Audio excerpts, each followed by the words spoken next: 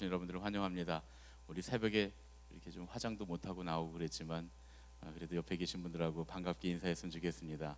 너무 얼굴을 쳐다보진 마시고 반갑게 옆에 계신 분들하고 잘 오셨습니다. 잘 오셨습니다. 눈을 들어 주님을 봅시다. 이렇게 인사했으면 좋겠습니다.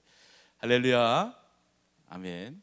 눈을 들어서 옆에 사람 너무 쳐다보지 마시고 오늘은 눈을 들어 주님을 바라보시게 되면 좋겠습니다. 우리 장로님들이 나오셔서 찬양하시니까 너무 좋지요. 우리 장로님들의 이 찬양하시는 모습이 진짜 우리 장로님들의 모습이 아닌가 하는 생각을 해봤습니다. 이번엔 특별히 우리 원로 장로님들도 전부 다 부탁을 제가 전화를 드렸어요. 원로 장로님, 회장이신 정태준 장로님께 전화드려서 안내도 좀 해주시고 나오셔서 특송도 해주시면 좋겠다, 이렇게 그렇게 부탁을 드려도 되겠습니까? 그랬더니 아유, 목사님 하시라면 해야죠, 이렇게 말씀하시고 뭐든지 시켜주십시오, 이렇게 말씀하셔서 참 마음이 감사했습니다. 우리 김성대 장로님 대기 분당이신데 여기 오실 때 1시간 반, 뭐 많이 걸리면 2시간도 걸리는데 이 새벽에 운전하고 나오셨어요. 뭐 김성대 장로님이 카레이서 온 건 여러분 다 아시잖아요, 그렇죠? 미운 우리 새끼에 나오셔갖고 카레이서이신 걸 다 증명하셨으니까 그래도 이 새벽에 먼 길을 오셔서 너무 감사하고, 우리 장로님들이 모범을 보이셔서 안내도 하시고 이렇게 찬양도 해주시니까 너무 감사합니다. 우리 교회는 그런 교회가 됐으면 좋겠습니다. 올해도 우리 세 분의 장로님이 지방에서 은퇴하셨는데 은퇴는 사람이 정해놓은 선에서만 은퇴지 하나님이 정해놓으신 선에서 은퇴는 없는 줄로 믿습니다. 우리가 최선을 다해서 사람의 일을 은퇴하면 하나님의 더 높은 일이 우리를 기다리고 있는 줄로 믿습니다. 끝까지 하나님 나라에 우리가 부르시지 않는 이유는 하나님 나라 올라갈 때까지 우리에게 사명이 있고 할 일이 있고 맡기실 일이 있기 때문입니다. 우리 교회는 끝까지 하나님 앞에 봉사하고 우리가 하나님 앞에 해야 될 일들을 찾아서 하는 그런 성도들이 넘쳐나는 그런 하늘빛 교회가 되었으면 참 좋겠습니다. 제가 예전에 읽었던 책 중에, 중학교 다닐 때 읽었던 책 중에 갈매기의 꿈이라고 하는 그런 책이 있습니다. 화면이 있는데 책 아마 여러분 다 아시는 유명한 책이라 다 아실 것 같습니다. PPT, 바로 이 책인데요. 조나단 리빙스턴 시걸이라고 하는 그런 원래 제목을 가진 갈매기 조나단 리빙스턴 이라고 하는 그 갈매기가 주인공인 리처드 바크가 1970년도에 쓴 그런 소설입니다. 소설의 주인공이 사람이 아니라 비둘기고, 아니 갈매기고 예전에 어떤 권사님이 제가 바닷가에 모시고 갔더니 권사님이 저를 보고 목사님 왜 이렇게 비둘기가 많아요? 그러시던데 저도 지금 비둘기라 그러네요. 갈매기들이 그런 주인공인 그런 소설입니다. 그 중에 주인공이었던 조나단은 소위 비행 청소년이었습니다. 조나단이 비행 청소년이라고 하는 말은 이제 두 가지 의미를 포함하고 있는데, 한 가지는 뭐냐면 정말 비행을 좋아했어요. 나는 걸 정말 좋아합니다. 또 한 가지는 다른 갈매기들이 하지 않는 튀는 행동을 조나단이 합니다. 모든 갈매기들은 다 먹기 위해서 나는데 조나단은 먹는 것까지 포기해 가면서 나는 연습을 합니다. 결국 그렇게 나는 연습을 열심히 해서 다른 갈매기들은 하지 못하는 고속 비행에 성공을 합니다. 그래서 자기가 고속 비행하는 모습을 보여주고 이 갈매기들이 환호하고 좋아할 줄 알았는데 오히려 갈매기들에게 인정을 받기는커녕 갈매기 무리에서 쫓겨나는 결과를 초래합니다. 혼자 이렇게 너무 튄다고 말이죠. 그런데 그럼에도 불구하고 조나단은 포기하지 않습니다. 결국 완전 비행이라고 하는 것에 성공하게 되고 전혀 다른 차원의 세계를 경험하게 됩니다. 나중에는 자기 무리로 돌아와서 자기와 같이 더 나은 삶을 추구하는 그런 갈매기들의 스승이 되어서 무리를 이끌기도 하는 그런 내용입니다. 이제 오늘 우리가 읽을 말씀은 이사야서의 말씀인데요, 오늘은 한 절씩 한 절씩 읽어가면서 함께 말씀을 나누려고 합니다. 이사야서 40장에 있는 말씀을 우리가 함께 읽을 텐데, 이사야서 40장 26절부터 31절까지의 말씀을 읽을 겁니다. 여러분들 성경을 펴놓고 함께 오시면 좋겠습니다. 이사야서 40장 26절부터 31절 말씀. 우리가 이사야서의 말씀을 읽을 텐데, 이사야서는 보통 이사야서를 기록한 저자에 따라서 세 부분으로 분류를 합니다. 1장부터 39장까지는 제1 이사야의 예언이라고 하고, 40장부터 55장은 제2 이사야의 예언이라고 합니다. 그리고 56장부터 66장까지를 제3 이사야의 예언이다. 이렇게 학자들이 분류를 합니다. 이건 뭐 세계 전체 성경학자들의 공통된 의견입니다. 오늘 우리가 읽을 이사야 40장의 말씀은 제2 이사야가 쓴 말씀입니다. 이 40장부터 제2 이사야의 예언이 시작됩니다. 이 제2 이사야는 기원전 587년부터 538년경까지의 약 50년 동안 바벨론으로 끌려가서 포로 생활을 하고 있었던 유대 백성들의 상황에서 그 상황을 배경으로 예언된 말씀이 제2 이사야입니다. 유대 백성들이 온 백성이 하나님을 떠나서 우상을 섬기고 죄악이 온 땅에 가득해서 하나님으로부터 심판을 받아 바벨론의 포로로 끌려가서 괴롭고 고통스러운 50년을 보냅니다. 이제 더 이상은 소망이 없는 것 같은 그런 시간들을 보내고 있었습니다. 여러분, 50년이라고 하는 말은 숫자로는 두 글자밖에 안 되지만 50은 숫자로 짧은 두 글자지만 결코 만만한 시간이 아닙니다. 여러분 생각해 보십시오. 5개월도 아니고 5년도 아니고 50년입니다. 우리 청소년들, 우리 중고등학생들이 이렇게 나와 있는데 고3 1년이 얼마나 긴지 아세요? 경험하신 분들은 다 아시잖아요. 고3 1년은 참 지난한 시간입니다. 청년들도 나와 있는데 군생활 2년은 어떻습니까? 예전엔 3년 하던 군생활이 지금 2년으로 줄었는데도 무슨 얘기하냐면 그 군생활 시작하는 청년들한테 눈을 감아보라 그래요. 그래서 뭐가 보이냐 그러면 깜깜합니다. 아무것도 안 보입니다. 그러면 고참들이 그러죠. 그게 네 군생활이다. 예, 처음에 후임병들이 들어오면 그렇게 놀립니다. 너 아직 한참 멀었다 그런 얘기죠. 군생활 2년도 우리 인생에 잊지 못할 어려운 시간입니다. 여러분, 아이를 낳아서 임신하고 아이를 임신하고 낳아서 그 아이가 기저귀를 떼고 스스로 양말을 신고 유치원에 갈 때까지 한 5년 정도 걸리잖아요, 그렇죠? 그런데 그 시간이 얼마나 힘들고 어려운 시간입니까? 부모들에게는 참 영혼과 같은 그런 시간입니다. 그런데 50년입니다. 50년. 고3 생활 1년도 끝이 안 보이고 지난한 시간이고 군생활 2년도 눈을 가린 것처럼 캄캄하고 애들 금방 커, 휙 지나가 이렇게 어른들이 말하면 거짓말인 거, 새빨간 거짓말인 것 같잖아요, 그렇죠? 그런데 50년이라는 시간은 정말 결코 끝날 것 같지 않은 영원 같은 시간입니다. 게다가 50년이 지나서 끝난 게 아니라 50년이 지났어도 이 고통이 언제 끝날지 모르는, 정말 희망이라고는 조금도 보이지 않는 그런 시간들이다, 그런 얘기입니다. 물론 하나님께서 포로 생활의 기간을 딱 정해 놓으셨어요. 예레미야서 25장 12절에 보면 나 여호와가 말하노라 70년이 마치면 내가 바벨론 왕과 그 나라와 갈대아인의 땅을 그 죄악으로 인하여 벌하여 영영이 황무케 하되. 또 예레미야서 29장 10절에 보면 나 여호와가 이같이 말하노라 바벨론에서 70년이 차면 내가 너희를 권고하고 나의 선한 말을 너희에게 실행하여 너희를 이곳으로 돌아오게 하리라. 예레미야를 통해서 두 번이나 말씀하셔서 70년이라고 딱 정해 놓으셨어요. 실제로 이스라엘 백성들은 70년 만에 사실은 70년이 안 되게 보통 66년에서 67년 어간 정도 됐다고 학자들은 그렇게 얘기합니다. 70년 꽉 채우지도 않은 그런 70년 어간에 이스라엘 백성들이 다시 돌아오게 됩니다. 하나님께서는 예레미야를 통해서 이미 포로 생활이 70년이 될 것이다 이렇게 백성들에게 선포해 두셨어요. 그리고 당시에는 이스라엘 백성들이 포로 생활하는 가운데 회당을 중심으로 하나님을 더 잘 섬겨야 된다. 우리가 죄악 가운데서 우리가 하나님 우상 섬겼기 때문에 하나님께 우리가 징계를 받아서 고난을 당한다 이렇게 생각을 하고 이스라엘 백성들이 더 회당 중심으로 열심히 신앙생활하고 열심히 성경을 암송하고 믿음을 지켰습니다. 그러니까 그렇게 했으니까 이스라엘 백성들이 유대 공동체가 하나님께서 70년 만에 우리를 회복하시리라 하는 사실은 다 알고 있었다 그런 얘기죠. 예레미야의 예언을 다 마음에 두고 있었습니다. 그런데 그럼에도 불구하고 그들의 포로 생활이 50년이 지났습니다. 이게 도저히 끝날 것 같지 않습니다. 아직도 20년 세월이 남았습니다. 영원히 돌아올 것 같지 않은 그런 20년의 세월이 그들에게 남아있다 그런 얘기입니다. 어제 우리가 함께 나눴던 시편 123편의 말씀도 이 시기를, 이 포로기를 배경으로 하고 있다 이렇게 많은 학자들이 주장을 합니다.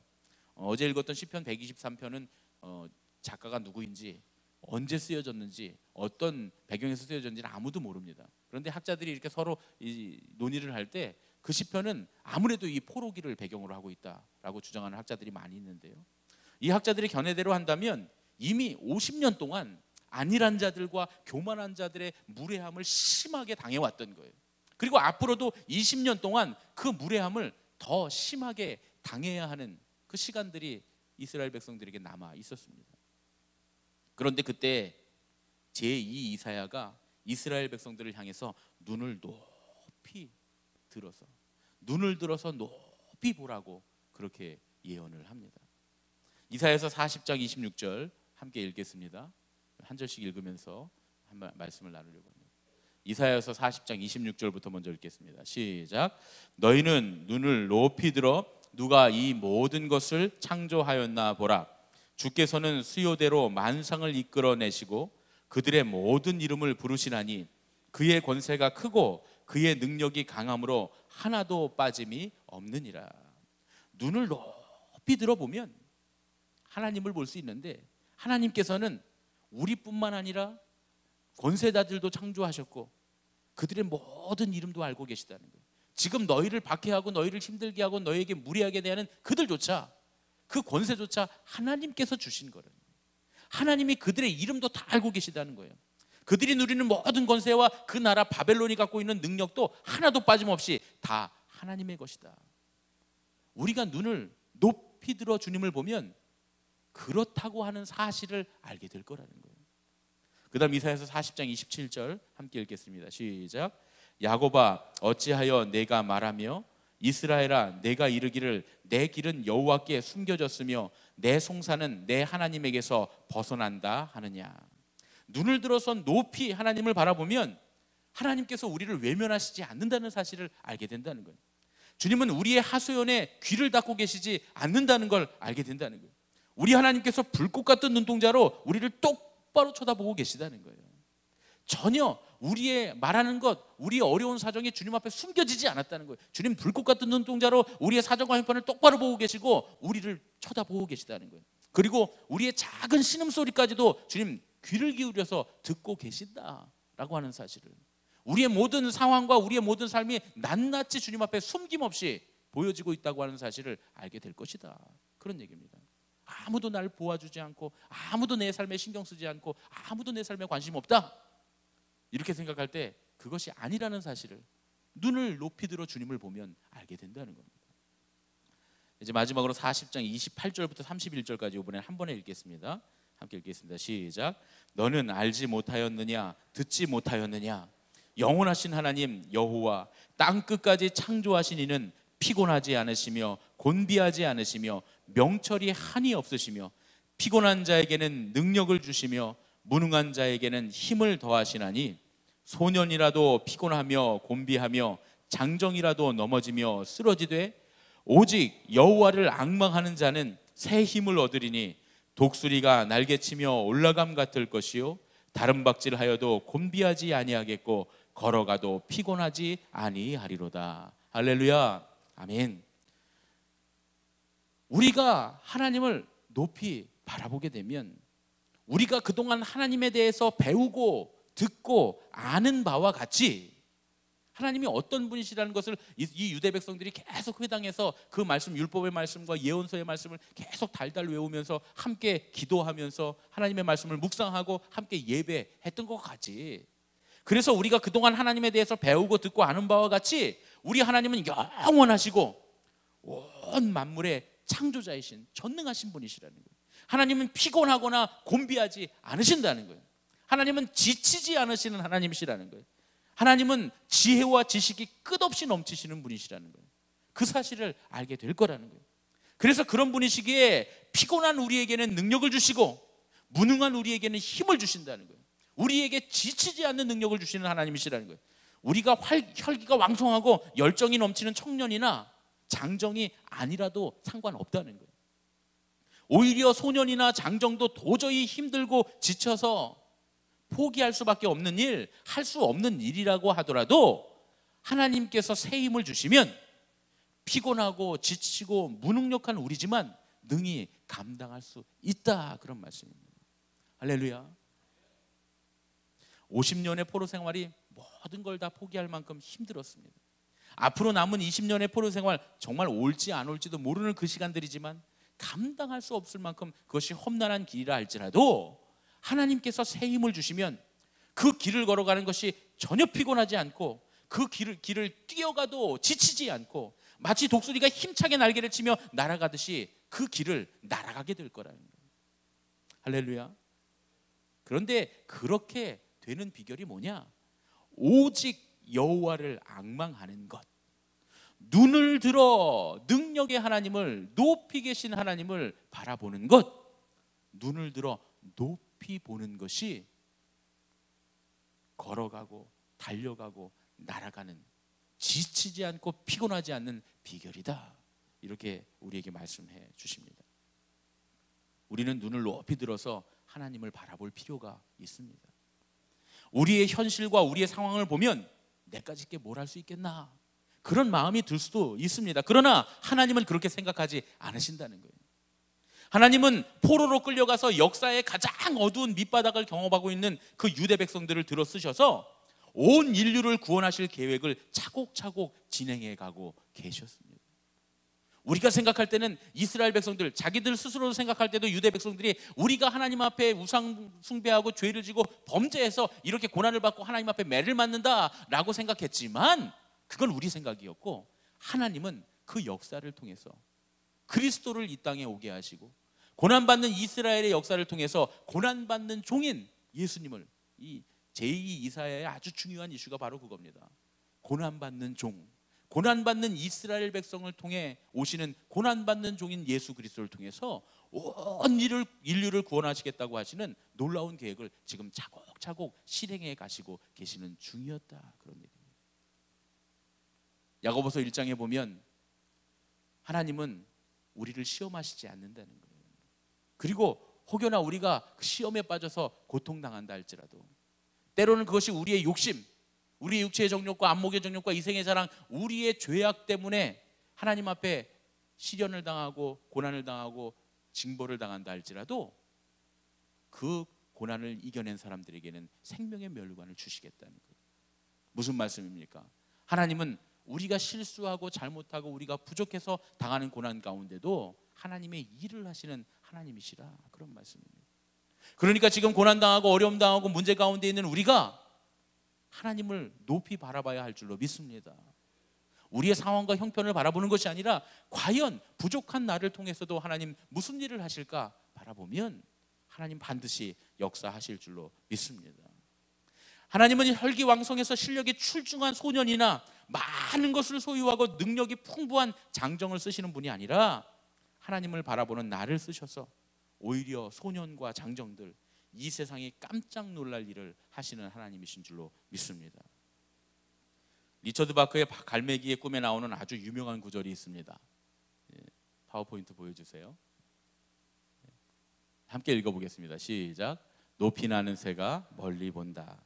갈매기 조나단이 새로운 세상을 경험할 때 조나단의 스승이 그에게 해준 말입니다. 이 말은 많은 사람에게 새로운 통찰력을 갖게 해준 그런 문구입니다. 물론 이 책을 중학교 때 처음 제가 읽었을 때도 이 글이 참 좋았어요. 큰 감명을 받았습니다. 그런데 10년 전에 어느 날 저는 이 글을 생각하다가 새로운 통찰력 하나를 더 얻게 됐습니다. 한 장의 사진하고 관련이 있습니다. 10년 전에, 딱 10년 전입니다. 지금부터 정확히 딱 10년 전인데 내리교회 부목사로 사역을 하고 있을 때 신방을 마치고 막 돌아왔는데 오후 한 3시쯤 교회로 돌아왔는데 교회 관리 집사님 아들 둘이 교회 마당에서 사진을 찍고 있는 거예요. 덩치 큰 고등학생, 중학생 둘이서 사진을 이렇게 찍고 있는 게 흔치는 않은 광경 아닙니까? 그렇죠? 그래서 제가 가만히 지켜보다가 왜 그렇게 사진 그러고 있냐고 물어봤어요. 그런데 큰 녀석이, 고등학교에 다니던 큰 녀석이 그날 고등학교를 졸업했는데 집에 카메라가 없어서 사진을 한 장도 못 찍었다는 거예요. 그래서 동네 마트에서 3,000원짜리 일회용 사진기를 사서 졸업 기념 사진을 지금 찍고 있는 중이라는 거예요. 그 중학생인 동생이 형을 이렇게 포즈를 막 취하고 찍어주고 있는 거예요. 당시에 교회 관리 집사님은 한때는 아주 이 대전에서 부유하게 사업을 하시면서 잘 사시던 분이었습니다. 그런데 사업을 하다가 IMF 만나면서 갑자기 어려움을 겪게 되시고, 그래서 사업을 다 정리하고 교회에서 제공하는 조그만 집에, 작은 집에서 아이 둘을 키우고 계시는 중이었습니다. 집에 카메라가 없어서 3,000원짜리 일회용 카메라로 졸업사진을 찍고 있는 게 너무 마음이 아프고 안쓰러워서, 야, 목사님 차에 타. 그리고 애들 둘을 태우고 오이도 바닷가로 달려갔습니다. 거기서 제가 졸업사진을 찍어줬습니다. 사진 보여주세요.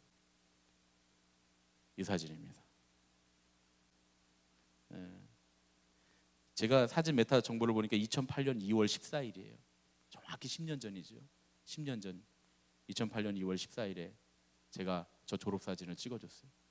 그리고 사진을 한 장 더 찍었는데 그게 바로 옆에 있는 사진.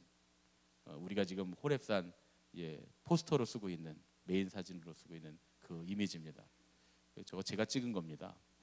모르셨죠? 이 사진에 찍힌 갈매기를 보면 막 높은 곳으로 날아오르는 중입니다. 그런데 높은 곳으로 날아오르려고 하는 그 갈매기는 자기가 올라가려고 하는 그 높은 곳을 바라보고 있어요. 무작정 막 날아오르는 게 아니라 높은 곳을 이렇게 쳐다본 후에 거기까지 날아오르는 겁니다. 제가 이 사진을 찍고서 이제 두 사진을 작업을 해서, 한 장은 이제 액자를 만들어서 해서 졸업사진 액자를 만들고, 한 장은 이렇게 작업을 해서 보고 있는데 제가 깨달은 게 하나 있습니다. 높이 나는 새가 멀리 봅니다. 이건 리처드 바크의 말이죠. 하지만 높이 보는 새만 높이 날 수 있습니다. 결국 높이 나는 새가 높이 날아야 멀리까지도 볼 수 있다는 사실. 제가 그 사실을, 이 사진을 보다가 깨닫게 됐어요. 일주일쯤 지난 다음에 제가 졸업사진을 근사하게 이만하게 액자로 만들어서 제가 이 친구한테 주면서 이렇게 말을 해줬습니다. 높은 곳을 봐야 된다고 말이죠. 높이 날면 멀리 볼 수 있지만 높이 안 보면 높이 날 수가 없다고. 높이 봐야 높이 날 수 있으니까 지금은 형편이 어렵고 상황이 여의치 않아도 의기소침하지 말고 높이 보라고. 그래야 높이 날 수 있다고. 그러면서 제가 그 앨범 액자 사진을, 졸업 액자 사진을 건네줬습니다. 이 친구가 목사님이 되겠다고 이제 제 후배로 감리교 신학대학교에 진학을 했어요. 진학을 하고 대학원을 마치고 전도사님이 됐습니다. 몇 해 전에 그 전도사님으로부터 전화가 왔어요. 우리 교회 중고등부 부흥회를 해줄 수 있겠냐고. 인천에 가면 부광교회라고 하는 큰 교회가 있는데 그 부광교회 중고등부 수련회 집회를 부탁하는데, 제가 교육사역을 12년 하고 그만두고서는 이제 중고등부 수련회는 안 나가거든요. 안 나가는데 또 제자가 간곡히 부탁을 하니까 알겠다고, 그래서 제가 찾아가서 부흥회를 해주고 왔습니다. 부흥회를 하는데 마지막 날 밤에 목사님 저 독일 가요 그러더라고요. 그래서 왜? 왜는 뭐 왜예요? 공부하러 가는 거죠. 박사학위를 받으러 독일에 가게 됐다는 거예요. 환경과 형편은 어렵지만 더 큰 꿈을 위해서 유학을 하기로 했다고 결심했다는 거예요. 자랑스럽게도 지금은 독일에 유학을 가서 박사과정을 밟고 있습니다. 정확히 10년 전에 어려운 형편 때문에 졸업사진을 3,000원짜리 일회용 카메라로 찍고 있었고, 학비가 없어서 학비를 어떻게 할까 그 마음 졸이고 고민하던 여린 청년이 혈혈단신으로 유학을 떠나서 이제는 하나님께서 주신 꿈을 쫓아가고 있습니다. 제가 생각할 때 이 친구는 분명 좋은 목사님, 훌륭한 신학자가 될 거라고 저는 생각합니다. 자기가 보는 만큼 분명히 하나님께서 그를 들어 쓰실 것이다. 여러분, 높이 봐야 높이 납니다. 우리는 우리가 바라보는 것 그 이상 될 수 없습니다. 주님은 높은 곳을 보라고 자꾸 말씀하십니다. 내 형편과 사정을 바라보는 게 아니라 자꾸만 나는 기껏해야 이만큼 할 거라고 눈을 낮추는 게 아니라 눈을 높이 들어서 하나님의 위대하심과 하나님의 전능하심을 바라보면, 그러면 피곤하고 무능한 우리라도 걸어갈 수 있도록, 달려갈 수 있도록, 독수리처럼 날아가도록 주님께서 하시겠다. 우리에게 오늘 이 새벽에도 말씀해 주십니다. 우리 옆에 계신 분들과 이렇게 인사했으면 좋겠습니다. 눈을 들어 높이 봅시다. 할렐루야. 눈을 들어 높이 볼 때 늦은 때는 없습니다. 50년이 지나 이제는 다 소망이 끊어진 것 같은 그런 절망의 순간에라도 하나님 역사하십니다. 아무것도 할 수 없는 지치고 피곤한 몸이라도, 소년 같지 않고 장정 같지 않다 하더라도 주님, 우리가 주님을 높이 바라보면 주님께서 우리에게 새 힘 주시는 줄로 믿습니다. 눈을 들어 높이 보는 저와 여러분들이 되었으면 참 좋겠습니다. 하나님께서 인생의 광야를 걸어가도록, 우리 인생의 광야를 달려가도록, 우리 인생의 광야를 날아가도록 하실 줄로 믿습니다. 이 시간 우리 함께 주가 일하시니 함께 찬양하시고, 하나님 눈을 들어 주님을 높이 바라보게 하시옵소서. 전능하신 하나님, 능력이 한이 없으신 하나님, 지치지 않으신 하나님께서 우리를 걸어가게, 달려가게, 날아가게 하여 주실 줄로 믿습니다. 우리 찬양하고 함께 기도하겠습니다.